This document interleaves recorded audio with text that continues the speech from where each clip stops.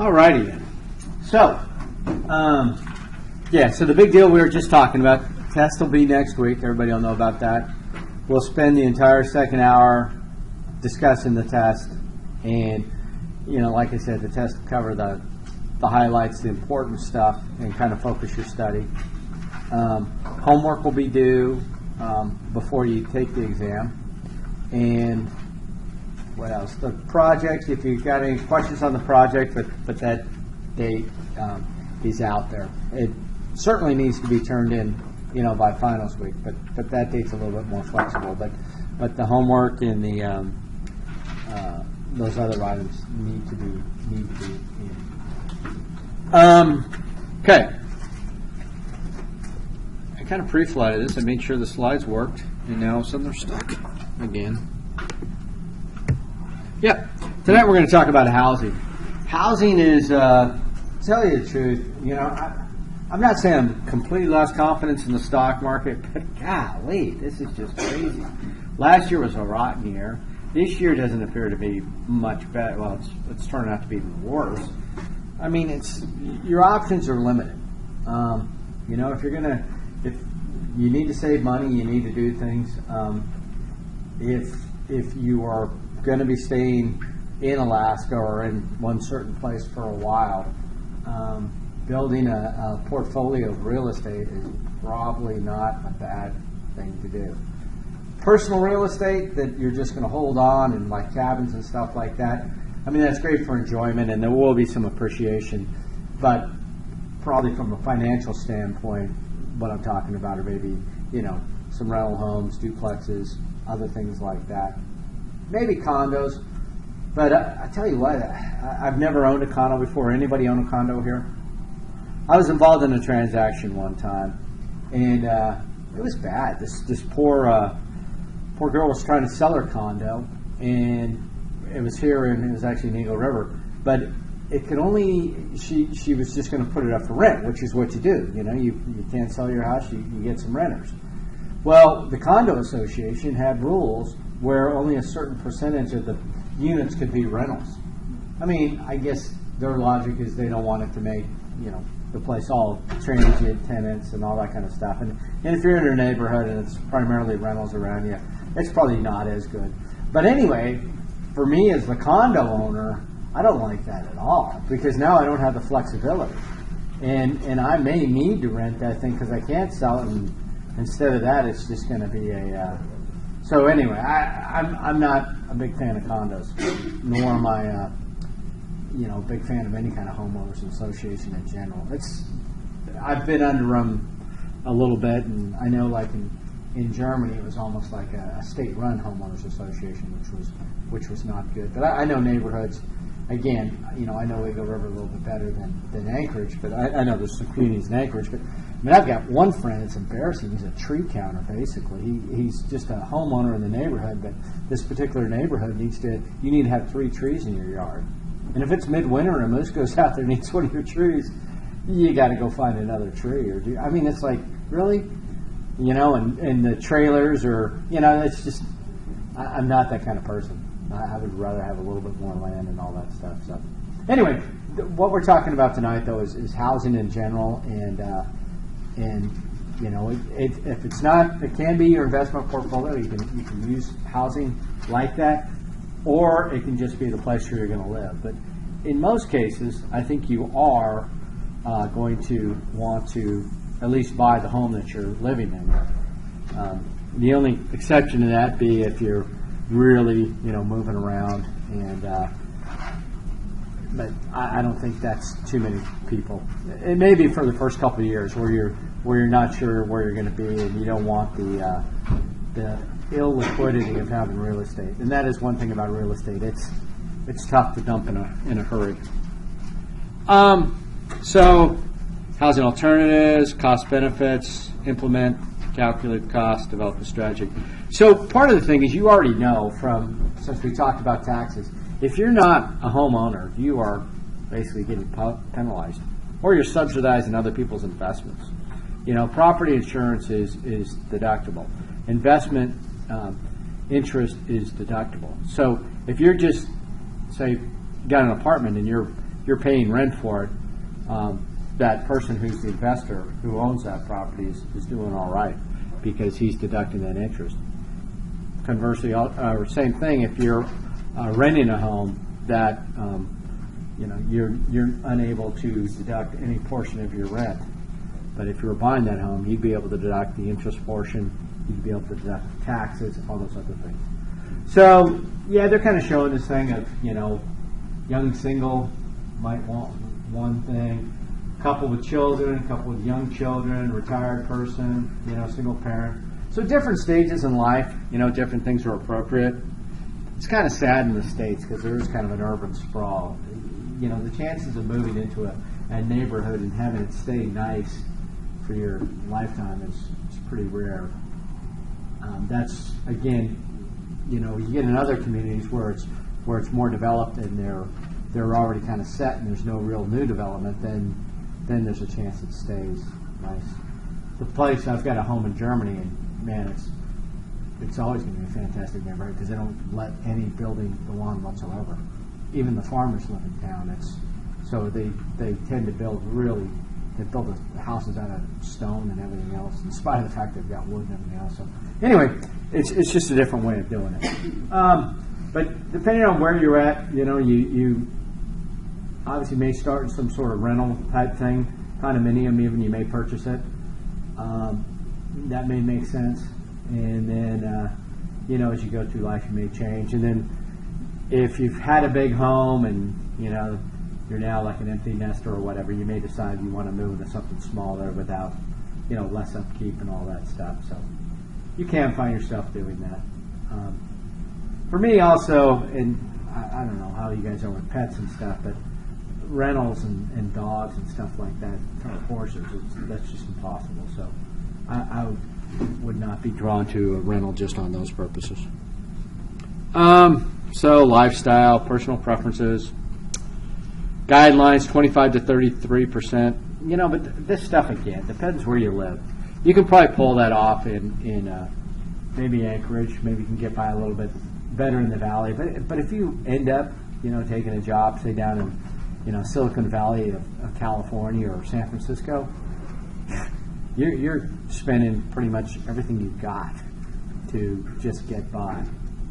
So these numbers are kind of out the window, and it's tough to have nationwide kind of numbers. But yeah, homes too, you do tend to spend a lot more than just the rent because you're taking care of it as well, and you're purchasing other things. So. Interest loss on money used for down payment or interest security. So yeah, you are tying up some money if you're putting down a huge down payment.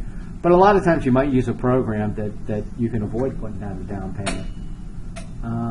Time and cost of commuting and living in an area that offers more housing. So again, you'll talk to a number of people who live out in the valley. Again, I would caution most people. I mean, if you're one or two of you are commuting from the valley daily, it may be kind of a false economy, especially consider the gas and consuming vehicles every couple 3 years. So anyway, look at it, but you can certainly do get more for your money out there. But there's probably other factors why you might want to live out there anyway. But if it's purely a monetary decision, you'd have to do a full calculation to make sure it's worth it to you. So yeah, like I said, renters lose the tax advantage and equity growth. And the more important thing for me is that once you buy a mortgage, it's kind of a hedge against inflation. If you're a renter, your rent can continue to go up. And again, are you going to stay in the home 30 years? But if you did, I guarantee you at the end of 30 years, that mortgage, that amount is probably insignificant, probably quite easy to handle. I mean, I remember my parents when I was growing up, I think they were paying $133 a month for their mortgage. I mean, it's just a joke. So we'll talk about 15-year mortgages, 30-year mortgages, and all that kind of stuff. But time and money you spent to repair, improve a low-priced home. If you're getting like a fixer-upper, and time and effort you have to home built to personal specifications. I would, just again, getting back to real estate, anytime you're doing anything custom, that's what happens. Sometimes some of the worst homes that you'll ever go to are the custom built homes, because they're kind of a one-off deal, and when somebody's going to build a tract home, they build a million of them, and they probably even have examples out there, and they kind of have it figured out, and they're pretty efficient with the space. I remember this one home I went into, and I don't know who designed it, but you see like some just sort of dead hallways and just weird layouts. But this one in particular, the hallway, the main hallway, was like a 6-bedroom or something stupid. But the hallways were not big enough to get anything down. I mean, sure, it looked good on paper, but man, by the time you get it done. And then the other thing about that was going to be a tough sell. I mean, we were laughing at it, the people I took to see it. So, short of doing some pretty drastic work, that was not a good investment. And there's other homes. There's some scary stuff too in Alaska where there's a home that's sits way up to the highest house in my area. Well, it's in an avalanche zone. You can't do anything with it. The bank won't loan on it. It sits there vacant. I saw another one on the other side of the valley. This was, if you're familiar with Eagle River, on the Highland Drive side. If you're a new guy, you don't realize that, that's kind of dark 5-6 months out of the year. And it was like 6.5 acres. It was a great deal until you realize, okay, it's dark and it's, again, in an avalanche zone for all but the living structure. So, you have to be careful. Now, most of you, born and raised here, you're not going to do something stupid like that. But just the same, we'll talk about using real estate agents, and certainly using I'm not a big fan of home inspectors. I'm more a fan of professional engineers who are our home inspectors, because they can really keep you out of trouble. And, a home inspection might cost $300. With a regular engineer, it might cost you $500. Believe me, that $200 is worth it. So they're out there. So process. So renting process, looking at the lease, facilities, cleaning the apartment, all this stuff. I mean, you guys have done this before, but there's some things that can really help you out. Number one is, especially in Alaska, if you've got a landlord that's kind of screwing you around, get the renter's handbook, and I'll show you how to get that. But it's pretty favorable towards the renter in this state. So if you are really getting jerked around, the guy is probably breaking the law, and he needs to be held to account. The other thing is too, if you when you're moving into a place, you need to go around with a camera. You need to make sure you get pictures of the condition of everything, especially if there's pets or anything like that involved, because that can just get very, very ugly. So anyway, you all have probably rented more places lately than I have, so I'm not going to go too much on that. But for me, again, quality of life issues. I've owned homes pretty much, because even when I was overseas, people said, "Oh, you can't buy a home. It's not possible." Like I bought one in Spain, I bought one in Germany, and it certainly was possible, and financially it was a touchdown. But I was very, very lucky. I got in some boom bust kind of things, and I got in at the right time and out at the right time. But anyway, and the banks, they didn't have a problem working with me at all. But anyway, cost and benefits, select the area for a rental cost, compare costs, talk to current costs. The good thing about a rental unit is, number one, you should do some research, and maybe visit that place, if you have the time, at different times of the day. And even if it's a long-term thing, different times of the year. But it's not like buying a house, Worst case is you're going to have to move and go to a different place, which is a hassle, but it's financially should not be as much of a hardship. If I'm buying a house, I really want to do some research. And if I can't be there different times of the year, if I can't be there, whatever, I would still use a salesperson. They call them salesperson out there in Alaska. They're not technically real estate agents. real estate law. That the books are filled with all kinds of basically crimes of some of these less than truthful agents. So, big thing is to find a good agent, one that has some ethics. But even then, they're just like the rental property law. The laws concerning real estate are pretty strict. Because again, there's been abuse in the past. So advantages of renting: easier to move, fewer maintenance, repair responsibility, lower initial cost. So, but again, it depends what you want to do. Disadvantages: so you're going to miss out on the tax break that you get, all that property tax you pay, all that interest you pay. Limitations regarding remodeling: you can't be making changes, not typically. Pets, other activities, music. It's just in general, a more, I'm using like apartments or condos, but it's a little bit more congested and just more of a communal kind of, I'm not that. Legal concerns of a lease: you need to read the lease, and it seems like you come up on the short end of the stick quite often. But again, if you read the Alaskan, it's a statewide thing, and it does offer you a fair amount of protection. Security deposit, utilities, renter's insurance. Renter's insurance is not a big deal because they're really not insuring much. They're just insuring the contents. So you can get renter's insurance. In fact, my daughter, her last lease, it was actually mandatory. I don't know why the apartment place was concerned with that, but anyway, we had to show proof of insurance. But anyway, we're going to do it anyway. I want to say, anybody got renter's insurance? What's it run? It's like $13 a month. Yeah, Not much at all. exactly.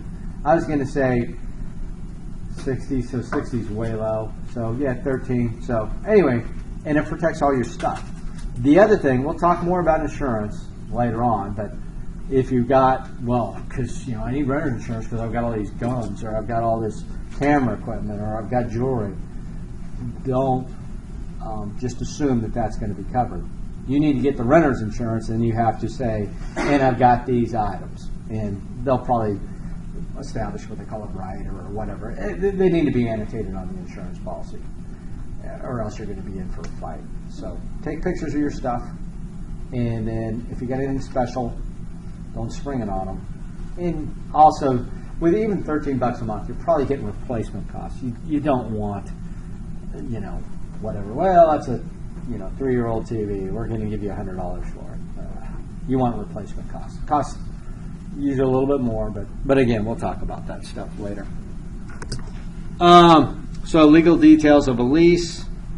It's all going to be on there. We're not trying to write the lease tonight, but if you go to this website, blog out. So anyway, this thing, I tell you what, this is makes the real estate people upset and the property managers upset because it's pretty much above, very, very biased towards the tenant. So that's good for you, But you can't have landlords. I need to come in. I need to do this. I need to. I want to evict you tomorrow. No, there's certain timelines, there's certain rules they need to play by, and if they aren't doing it, it's probably covered in here. And if you raise a stink, they're, in most cases, going to lose. So make sure you know what's in there. So all this other stuff about when the rent's due, subletting apartments, conditions. So again, the reason you might be getting an apartment is because I don't want to be tied down. But if you sign into some lease that's very restrictive, guess what? You might be tied down. So see what the rules are. Subletting is simply not permitted. That's I'm gonna I can't get out of the lease, so I'm gonna lease it to somebody else. You can probably do it on the sly and bring one of your friends or somebody in there, but then you might be setting yourself up for some serious trouble. So. And then the conditions where the land, that's spelled out in the guidelines. So the buying process, this is like 10 times in terms of magnitude serious. I mean, this is probably for most people some of the largest well, it will be the largest single transaction you'll be making. And you do them fairly frequently. It's kind of scary the first time, but I guess it gets easier. Determine what you need, evaluate the property purchase, price the property, obtain financing, close the deal and work on. But my advice to you is when you're looking for a home, obviously you want some dream home, right? You don't want to wait until you're, 35, 40 or whatever to get that dream home. You should start buying something as soon as you can afford it. And so what are you looking for? You're looking for something that's going to be a great income property for you, because when you move into it as an owner-occupier, you have to stay in it for a year if you get some favorable loan conditions, which you will. If you go to the bank and you say, you know what, I'm going to buy a little house as a rental, they're going to make some money because the down payment's going to be higher, the interest rate's going to be higher, everything's going to be higher because it's an investment for you. It may make sense, at a certain point to do that when you've got a big home and you don't want to do the owner-occupier thing. But if you go in there and say, I'm buying a home for me to live in, and the deal is you got to live in there a year, and oh, by the way, they may come check on that. But anyway, if you are owner-occupier, all of a sudden, the down payment will be lessened. If you're a VA guy, it'll be gone away. I almost got money back when I bought a home up here because there was some damage type stuff to the home. And anyway, they don't want to give you money at closing, so they've worked it out some other way. But it cost me nothing. I actually made just a teeny bit. So anyway, and you'll get so you get the lower interest rate, you'll get lower everything. And then when, say, 3 years from now you can afford something bigger, you move away from it. They don't refinance anything. You continue with that great loan. And so now you've got an income property, with, say, a 30-year mortgage on it at a great rate and great terms, and then you do it again if you want to. I mean, it can get to be a hassle, I know, moving all the time, but let's say you do that once, twice, whatever, then you've got some very, attractive rental properties out, then you finally got your big home, and now hopefully you've got some positive cash flow, and you've got, a much better home. And then once those mortgages start timing out, then, maybe you did 15, maybe you did 30, and then you've got a steady income stream coming in. So evaluate, purchase, consider whether you use an agent or not, home inspection. So location, that's what they say. Everything is about in real estate. And generally, the way they kind of describe it is kind of at the edges, If you have a chance of being in the middle of something or on the edge of something, like on the edge of a lake, on the edge of a golf course, on the edge of town, on the edge of town generally ends up being, getting surrounded. But if there's a green belt or something like that, the other thing is, too, you don't want the nicest house in the neighborhood. You want kind of, move in a better neighborhood if you want a better house, because generally the greatest appreciation happens in the mid-range homes. Right now, the big homes in Anchorage, the market is already turned on those poor guys. If you got $1 million home in Anchorage, you probably are going to have a tough time. It's always going to be slower to move a bigger home like that. But right now, with all the BP and everybody else leaving, it's even tougher. The real estate agent, I'm not, I let my license lapse, so I don't have a dog in a fight. But I am telling you that I would advise using a salesperson up here. Couple things. Number one, if it's for sale by owner, what probably happened is they probably went to an agent and they probably said they want whatever amount for the home, and the agent said, no way, it's not worth it. Well, and everybody has this pride of their own home, and they're like, I think it is, and I think I can get it. I put it out there for sale by owner. So you may very well, when you're looking for sale by owner, you come across some wildly overpriced homes. And then the other part is that the agent, they have to make sure all the ducks are lined up in terms of, well and septic, if it's one of those, or inspections here, and, that all the legal parts are taken care of. Sometimes in a for sale by owner, when that transaction happens, a few of those details can get missed.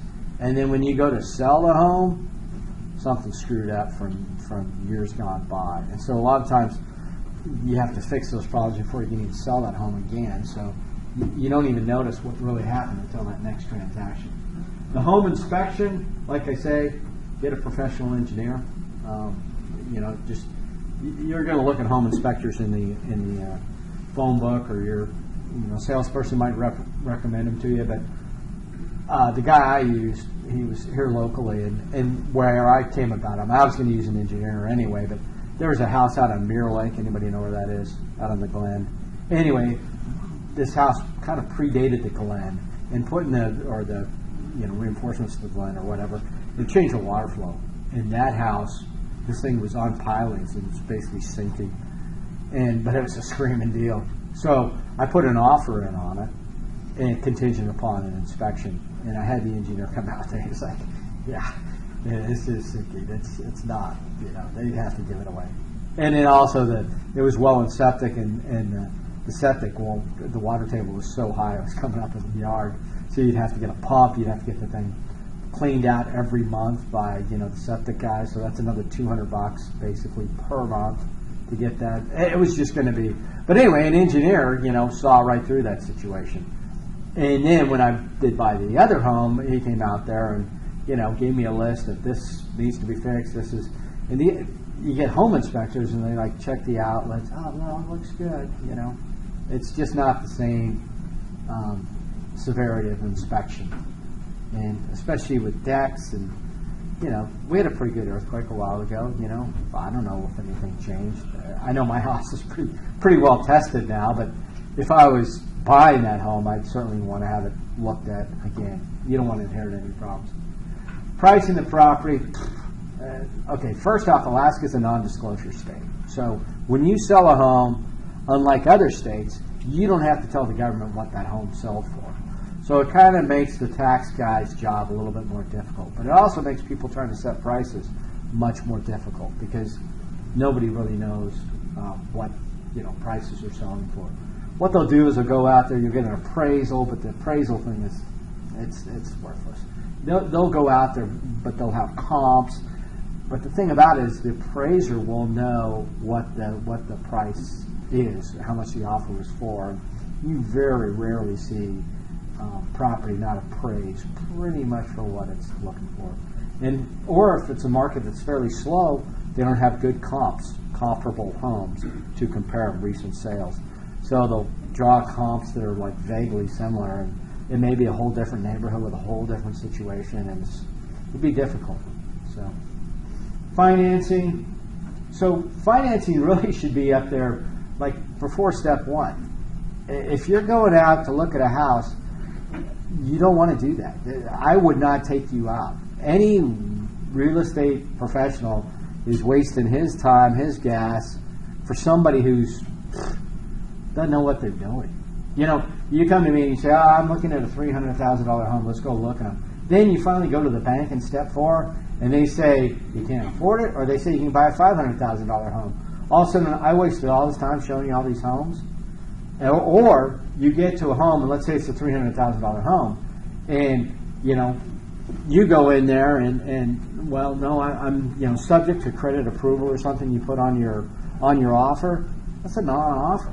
If somebody else comes in there with $290,000 in cash, and you're offering $300,000, but you haven't been approved yet, I'm taking the $290, because you're an unknown quantity. And it wasn't a big deal just to go to the mortgage place and get pre-qualified.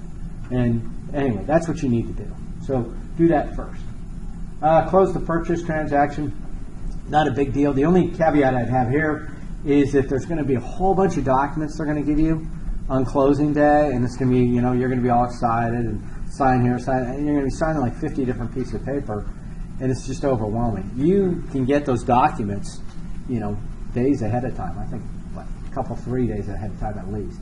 The other thing about these, though, don't get scared off by the documents, because they'll be all truth in lending, and you'll realize a $300,000 house over the course of 30 years has cost me 500 and something thousand.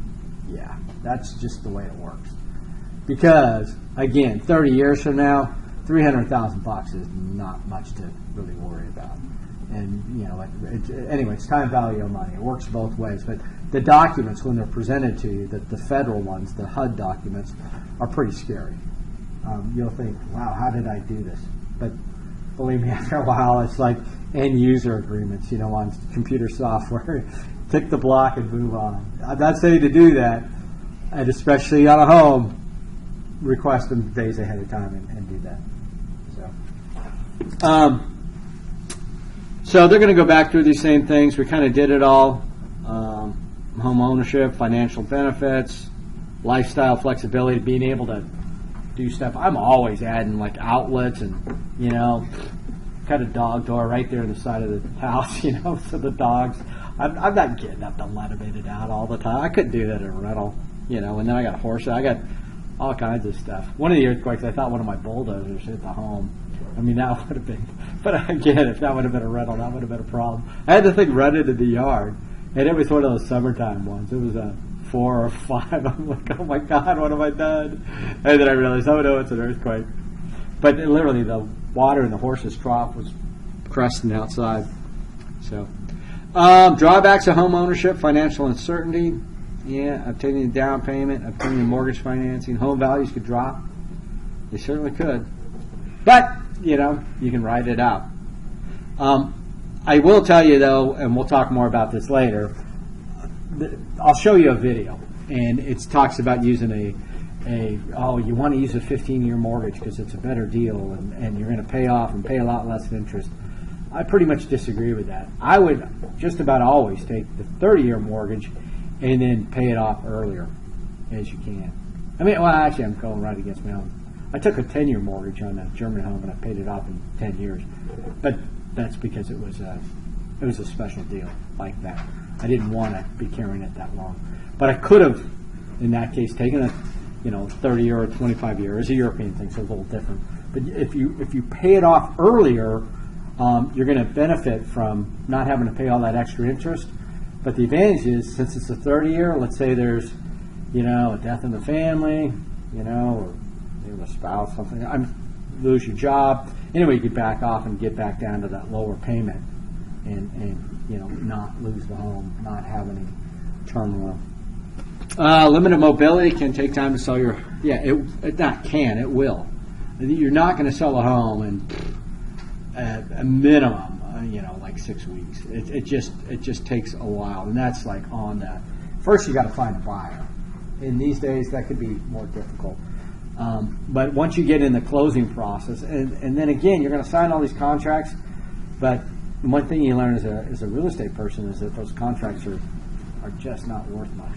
If somebody wants to get out of one of those transactions, they generally can. They can generally just walk away because they can say, well, you didn't tell me about this, you didn't disclose this.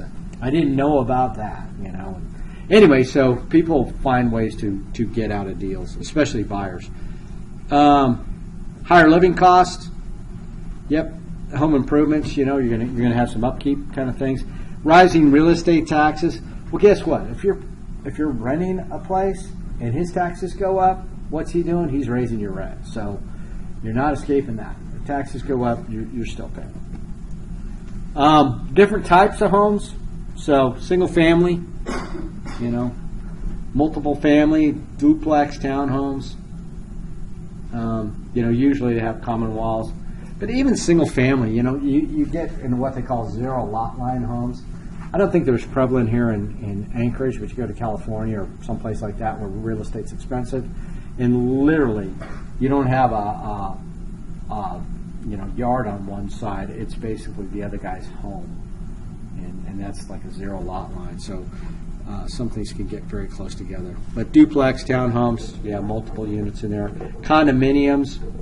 Condominium is, again, what's the difference between a condominium, an apartment, and what else is the other one's cooperative? Anyway, it's an ownership type. It's not the building. What you own in a condominium is you own everything from the paint inside, right? The drywall is not yours. Just the paint inside. The porch, I don't know how about the porch. But anyway, certainly the parking lot, staircase, all that other stuff, outside exterior walls, that's all the condominium association, which you're paying a rent to or something. Anybody live in a condo? No? Anyway, yeah, I just don't like that whole, I mean, and again, condo is kind of weird because people say, I'm renting a condo. So you can do that as well. So that means the other person's owning it. But generally when somebody says apartment, you know. But I guess, again, in New York, they talk about owning apartments, so kind of weird. Cooperative housing. This is a different thing. You own shares in the whole thing. Not that common. I'm not going to spend a whole lot of time on it.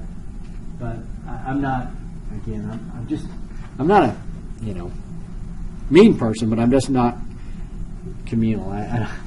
Sometimes you just got to get away, So, manufactured homes. Anybody live in a manufactured home? Mobile home? Not that anybody's going to raise their hand, I know.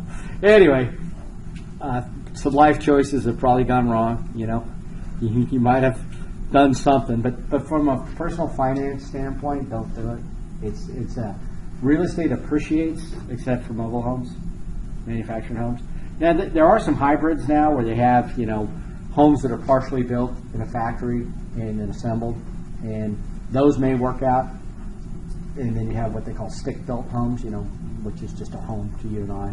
But regular mobile homes, like in mobile home parks, you got to pay rent. Sometimes you even have to pay like a registration fee, and then just the neighborhoods are usually not good, and so they've got them, they've got mobile home and manufactured homes listed differently, but it's kind of a gray line. But the problem is, though, that a lot of times you can't get the same sort of loans, and certainly not the same interest rates, because the bank's collateral is not as secure, because they're just not as good an asset as a stick-built home. I had a student who was going to, part of his personal finance project was he was going to go out to Wasilla, and he was buying these different properties, and the homes were going to be manufactured in Seattle, brought up by barge, and then assembled very quickly. But they weren't going to look like a mobile home. That would be fine. But a mobile home in a park, or a mobile home sitting on a piece of property, it looks like a mobile home, I would generally stay away. Now, building a home, don't do it for a while. I mean, unless you're, this is totally your dream home. Again, I talked to you about custom homes. You're going to build something freakish, and nobody's ever going to want to buy it from you. So don't do that. But the other thing, if you just say, you know what, I'm getting ripped off, I'm going to build my own home, be very careful, because what happens is it gets very expensive very quickly. You have to buy the property, right? You buy property, you don't get a home interest loan, low rate loan. You pay, I just closed one out, and it was like 8% loan. Property's going for like 3%, homes that you're going to live in. You can get those loans down for around 3%. Land, raw land, up around 8%. So you're getting burned on that for a little while. And then you start doing construction, and how long does construction take? Hopefully it's done quickly, but if it's not, you're under a construction loan for that period. That's even more interest. So you're buying all this wood, you're paying all these guys wages and everything else, and again, that interest rate is high. It's not until you get a completed home that you're able to go back and say, okay, I've got a home now, come out, get it inspected, and now I want the cheaper loan. But maybe a year's gone by, and you've been paying double, triple the interest rate for a while, and then you had all the problems. They're building a home. It's a massive home, kind of right next door to mine. And man, this past week, it's just getting destroyed with the water and the ice and everything else. You haven't got the sheetrock on there. Anyway, it's Alaska. You can run into those kind of building delays and everything else. So, and that's, you're sucking it up that whole time. So anyway, maybe some point in life you want to do that, but I wouldn't recommend it right now. Now, there are some people who are like, you know what, I'm going to be maybe a fireman, maybe something where I'm going to have, a fair amount of time off, and I want to start flipping some homes, and I'm going to get in there and get fixer-uppers and flip them and all that. That's a whole different strategy, and that could work for you. Probably not as well as it does on TV, but go for it. Right now, though, I don't think the market. I'm perhaps going to buy a cabin here at some point, but I'm waiting because I don't think the market is hit, has fully realized, what's going on. I think we're in for a bit of a downtime up here. So, building a home, yep, delays. If you're not using a licensed contractor, complaints. Anyway, you got a lot more stuff going on, and you're assuming a lot of risk when you do that. So, sometime in life, maybe when you're getting ready to retire and you got extra time to get out there and look at it, or maybe the builder personally, or maybe it's a completely different situation. But for most people, building your own home is probably not what you want to do. Evaluate the property, zoning laws. Assess the school system if you've got children. No, you assess the school system always. You're buying a home to sell it. So you don't want anything that's too unique. Oh, this is perfect for you because, you don't have kids and it's got whatever problems. It wouldn't be good for you. You want a home that is very, very desirable. So you want to make sure that, even the home in Germany, it's in the best school. They have 3 different military areas, and the kids from my neighborhood go to the best schools, and so that's an important part. I was going to be renting it. I don't care, but I know the renters are going to care. So zoning laws, yeah, you need to know, what's permissible. My zoning here is like R6, which means, again, if you move next to me and all of a sudden I show up with, hogs and goats and reindeer and horses and chickens, and we've had everything out there. And, yeah, suck it up. It's R6. So if that's a big deal to you, look at the zoning to make sure you don't have some. My home, the one I bought, was actually, I think it was a bit undervalued because the guy next to me, he's a good enough guy, but man, he's got every Alaskan toy basically on display in different levels of nothing's good. Nothing's under shelter. It's all just rotting away. It's kind of an eyesore, but it doesn't bother me. It'll probably be cleaned up by the time I go. Find and evaluate the purchase. So using the real estate agent, I'm not going to, show for those guys, but in most cases I would do it. It's generally 6%, but it's generally paid, or it's paid by the seller. So it's a marketing thing. Believe me, they're not all rolling in it. It's not like they get all 6%. Broker gets a fee, MLS gets some money. Everybody gets some money, and it's they've got expenses. Conduct a home inspection, hire an inspector. So yeah, don't do that. Just do that, but do it with an engineer. Mortgage company will insist upon an appraisal. But again, it's the value of an appraisal. You've had experience with appraisals, correct? Yeah. I mean, they're kind of, it's a self-fulfilling thing. It's not like oh man, that house must really be worth it. No, it's like the game is kind of rigged there, and it's not a true check. There might be those kind of appraisers out there, but that's not the kind of people that are working. It's not going to be gross, but again, you'll get a copy of the appraisal, and you'll look at it, and you'll go, wait a minute, this neighborhood's not anything like that other neighborhood, and you'll see they'll have to put the rationale in there, and they're not, they're professional people, but anyway. Determine the home's price. I've got a friend, my same neighbor with the eyesore. He's trying to buy a home in Phoenix right now, and the market's booming down there. And he's having to offer more than they're, listing it for. So, the good thing about Alaska, it's not as volatile as that, but it is affected. But the agents know this, salespeople know this. Negotiating the purchase price. If you insult them with a super low offer, that's probably not good. But you definitely want to get in there, at the lower part. And it's not a big deal to have offers come back and forth. But just keep in mind, somebody can be selling a house for say $330, and you offer say $315, and they decline. You say, well, okay, I'll go and pay $330. And they say, no, I've changed. I want this now. You know what I mean? Once they decline an offer, I'm trying to think of a better example, but it can be, if you don't know what's going on, they can't come back to you and say, okay, I'll take that offer for $315 now. It's like, no, you refused it. that offer's off the table now. So it's a fairly rigorous legal sort of process. Presenting offers have to be presented within a certain amount of time, and then they make a decision, and it's kind of fun. It's like kind of auction. Earnest money it's still there. It's what it is, say you're buying a home and I'm going to put in an offer. You got to put down some money, a couple $3,000, depending on the value of the home. Now, from a real estate person's perspective, it's very strict guidelines what can be done with that. It's got to go in a separate account. It's got to go in an escrow account. And if you back out of the deal, it doesn't necessarily mean you've lost it. If you can come up with some sort of flimsy excuse, you're pretty much going to get your earnest money back. But earnest money is still part of it.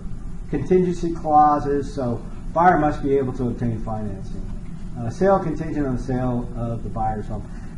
Any of these things, the last one about, sale of the buyer's current home, that may be necessary, but I'm not going to accept it. I'm not going to take my house off the market betting that you're going to sell your home. No, go sell your home and then come talk to me. You know what I mean? And that's what a lot of sellers would do. And the financing thing, you're just showing that you have a non-serious approach. If you didn't get your loan pre-approved, then again, you're just wasting everybody's time. Your own time too.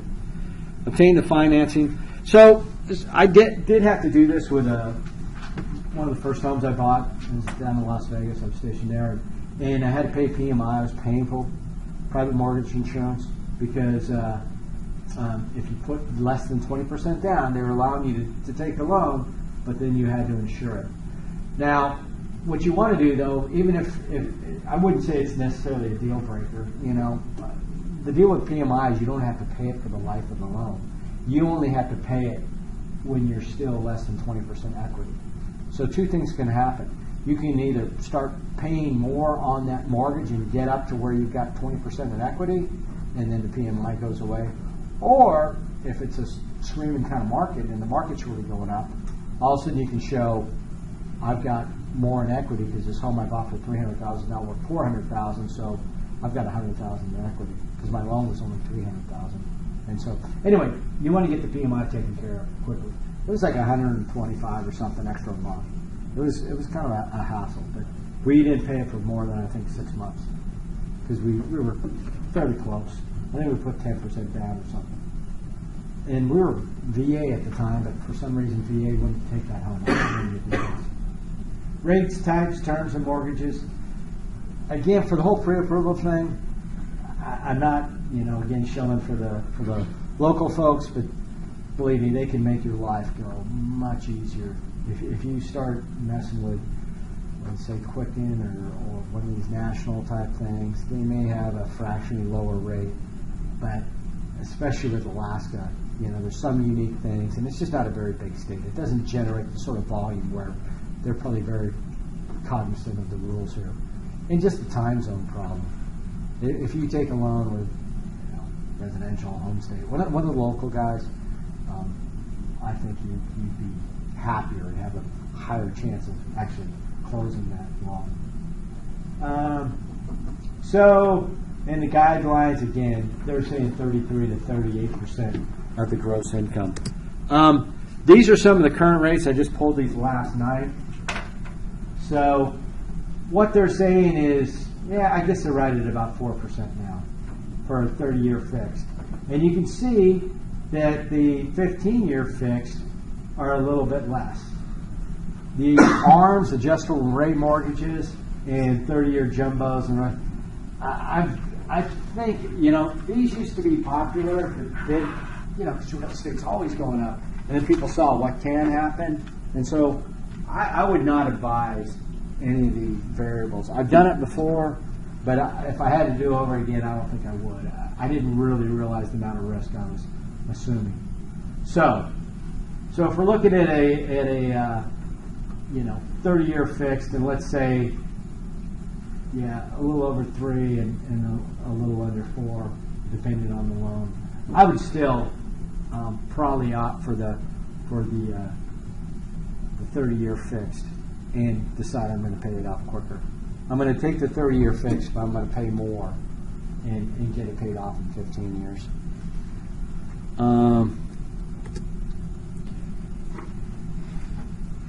Qualifying for a mortgage. So yeah, pre-qualification, finding the property, the appraisal, points.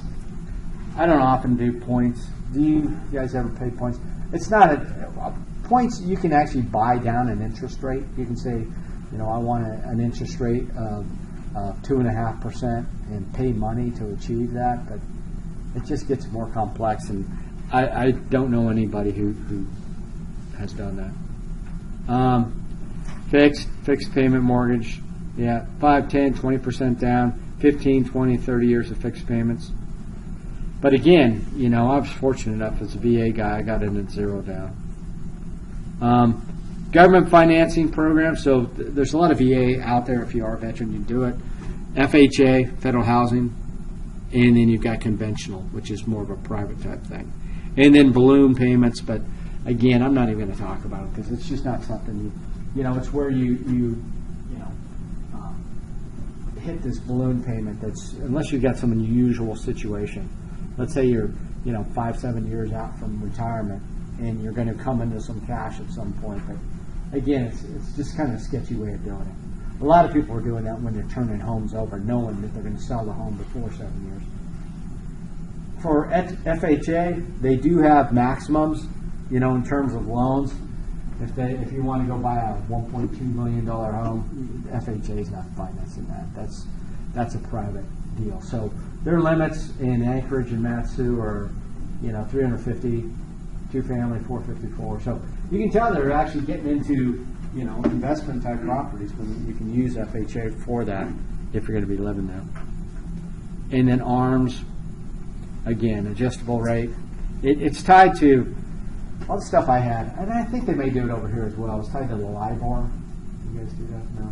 The LIBOR was the London instant. Anyway, there's going to be a prime rate, of interest rate that we can never get, not as normal people, but it's a bank-to-bank lending rate that's very low, and usually an ARM will be indexed off of that, so it'll be prime plus a couple, prime plus 2.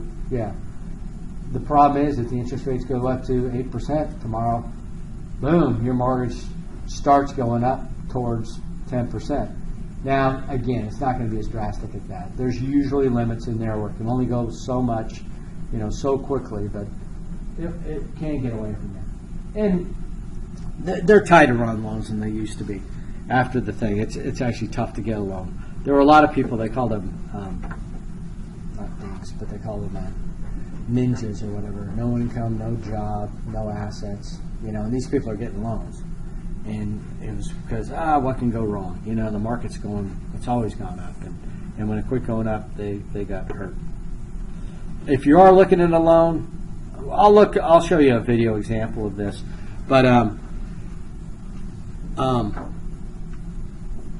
we're looking per 100,000. So if you're getting a $300,000 home, you multiply it by 3. But anyway, at 6% interest, that's about how much you'd be paying. So total amount. But keep in mind too, a $300,000 home, $350,000 home, it's going to probably be about $2,200 something in a mortgage payment, because you're also going to have property taxes, which are a lot of times you'll pay them into an escrow account, so you don't get hit with a tax bill at the end of the year. So you're paying that as you go. A lot of times they'll have insurance paid out of that, so your actual payment will be, rather than, if you multiply this times 3, that'd be $1,800, but it's probably going to be up around $2,100 because of those, which is a good thing. You don't want to be hit with a tax bill at the end of the year. 6% though, 6% is higher than what's customary now. But again, that's the good thing. If you could get in on when the rates are low like this is the time to be jumping in if you can afford it. And here they're showing just the difference, just 1 point in interest, 1 percentage point can make a huge, huge difference. Buy downs, not a big deal.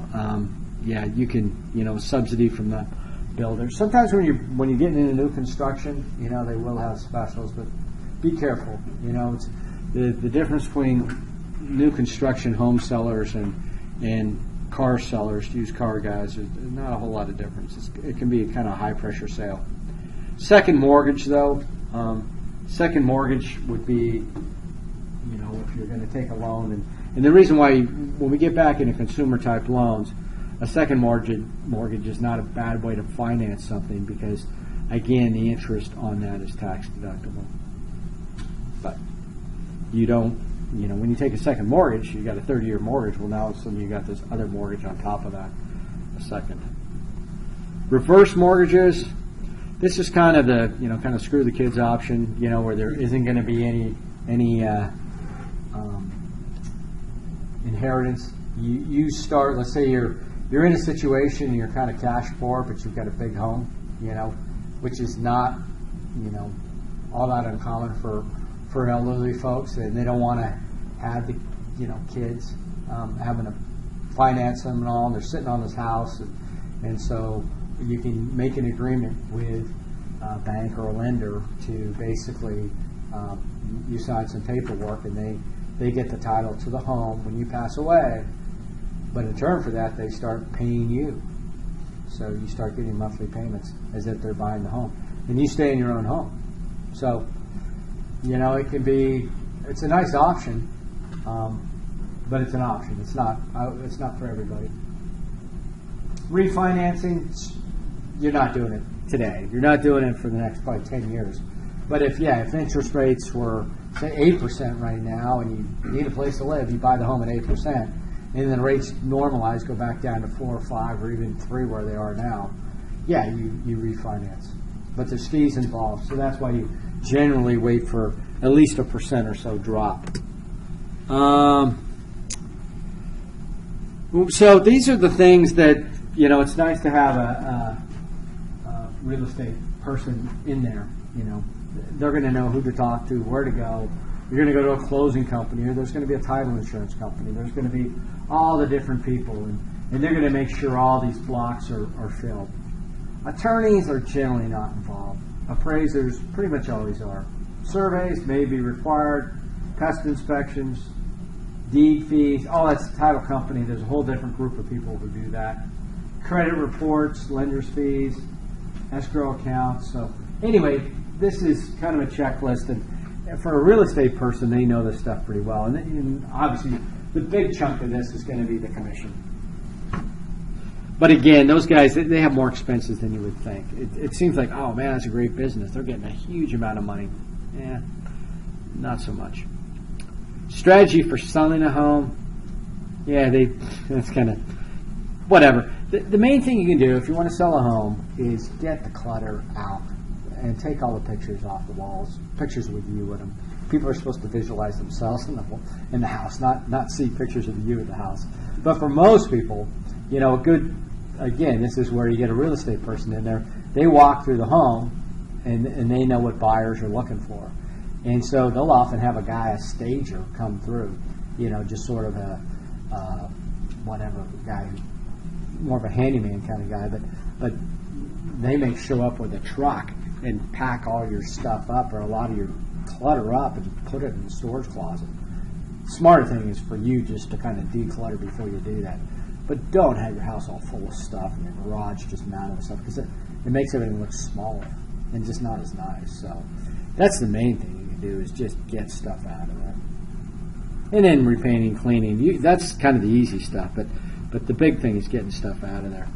Selling price, again, salesperson can do a market analysis for you, but you can also just sort of look around. Be aware, though, things like Zillow and Trulia, they're free, and they're pretty much not even worth that. I mean, because they don't know. They're just sort of guessing. You have to. It's hard to figure out what things are selling for up here, but an appraiser, not really their deal. Let me see where we're at. I want to find. I'll Well, let me show it to you right now before we go. Okay, so one thing, this is like where's the audio on this? Is a 30-year mortgage really that much different from a 15? The guy who does this is Dave Ramsey, and I realize some people may really like him. But the thing that I really have heartburn with this thing about is when they talk about you could pay off this house in half the time. This guy basically, oh, you'll never do that. You lack the discipline to do that. It's like, I think it's kind of insulting. I think it's perfectly fine to take a 30-year mortgage. In fact, I would recommend you take a 30-year mortgage rather than 15 and just pay it off quicker. And if you pay off a 30-year mortgage in 15, you're not wasting whatever they call it, $144,000. You're not paying that interest. And you have the flexibility to, kind of sit back if there's some sort of life difficulties or something else. Or maybe there's even a more attractive piece of property you want to build on something else. The notion, what's kind of escaping them in this case is the time value of money. The fact that you're getting to use somebody else's money for an extra 15 years is kind of a big deal. Because the whole time that money, although it's $144,000, $144,000 today, and 15 years from now, and 30 years from now are three different things. And each time period, the further out you get, the less buying power. $144,000, you'll see in 30 years from now, you won't be able to buy probably a car with that. It's just, that's what happens. That's what inflation is. So these people are all into, getting rid of any interest and all that, but with credit cards, things like that, that's very smart. You don't want to have, you want to be earning interest, not paying interest. But with appreciating assets with very low interest rates, which is generally what real estate is, I don't have a problem with that. And especially if you're getting a loan for 3%, I would, anyway, but they're going to run through some math here, but they don't, I don't think they give you the full story, so that's why I want to kind of caveat it. Here we go. Is a 30-year mortgage really that much different from a 15-year mortgage? You bet it is. Let's take a look at the math behind both a 30-year and a 15-year, and then you can decide if it's really that big a deal. A 30-year mortgage on a $225,000 home with 6% interest has a payment of $1,349. Now on a 15-year mortgage, the payments would be $1,899. That's a $550 difference. Doesn't really seem like that much, right? Wrong. When you pay $1,349 a month for 30 years at 6%, you're actually paying $485,000 for your $225,000 home. Now, let's do the math for a 15-year mortgage on that same house. A monthly payment of $1,899 for 15 years at the same interest rate is a total of $341,000 for the home. So when you do a 15-year mortgage, you save yourself $144,000. Did you get that? By going with a 15-year instead of a 30-year mortgage, you saved yourself $144,000. That's a lot of money. And you end up saving yourself about 15 extra years of bondage. Still aren't convinced? Then let's take another look. Say you still have that same home with the same payment amount. Now, fast forward 10 years. The $225,000 loan on a 15-year note is paid down to about $98,000. After 10 years on the 30-year mortgage, that house is paid down to about $188,000. So what does that mean? It means that if you got a 30-year mortgage, you've paid almost $162,000, but you've really only knocked $36,000 off the loan. Let me put it another way. Over the past 10 years, you've given the bank $130,000. And if you're thinking about getting a 30-year mortgage and paying it off in 15, think again. Vacations, prom dresses, home improvements, something else will always seem more important. But you know the cool thing about a 15-year mortgage? It always pays off in 15 years, or less. The bottom line is this. If you think you're getting a better deal with a 30-year mortgage just because you're saving a few $100 a month, you're only thinking short term. If you open your eyes a little bit and start thinking long term, you'll see that you're literally throwing away hundreds of thousands of dollars. Don't sign up for a 30-year mortgage just because everyone else is. Hey, everyone else is broke. So, yeah, like I say, 30-year mortgages are the most popular. Me, if I'm, getting the smaller loan and it's quite manageable, and guess what? If it's at 3%, I'm in no hurry to pay it off. I'm going to let that money ride because that is cheap money. And I'll go out and buy something else. I'll buy another rental property, and that'll be my $600 a month in savings. And at the end of 30 years, I'll be positive cash flow on both of them. Anyway, they've got a certain mentality where that strategy for credit cards is perfect. But real estate, people who say they want to pay cash for their home, you're killing yourself. You're missing out. If you can control an asset that, let's say in Anchorage, and not this year, maybe not next year, but at a certain point, it's 3% a year. A $300,000 home, it's going up $9,000 in equity every year, for inflation. Now, one last example I'll give you. You're thinking, oh man, so if I get a $250,000 home, and it doubles in value, man, I'm going to have a $500,000 home, and that's great. I'll be able to get whatever I want. It doesn't work that way. If you buy, say, you can get a $250,000 home right now, but your dream home is $500,000 right now, so you're $250,000 behind. Okay, your $250,000 home appreciates and doubles in value, but how far are you behind from your dream home now? The dream home doubled, and it's now at $1 million. You're $500,000 behind. So inflation is not your friend.